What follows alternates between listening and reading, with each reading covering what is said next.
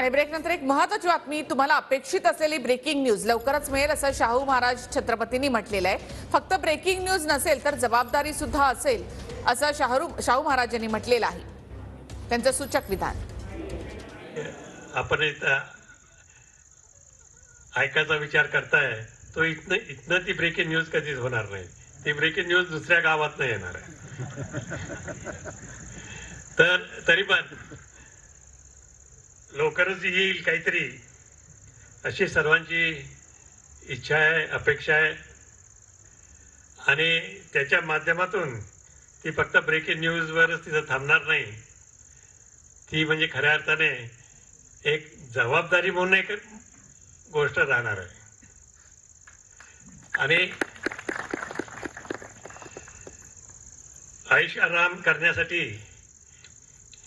ही breaking news नसणार, परंतु सर्वसामान्यांचे प्रश्न कसे सोडवता येतील आता सुद्धा आपण सोडवतच आहे, सगळेच आपण सोडवतच आहे, आपल्या माध्यमातून सगळे अनेक सुटतातच आहेत, पण त्याहून अधिक गतीने आणि व्यापक प्रमाणे कसे सोडवता येतील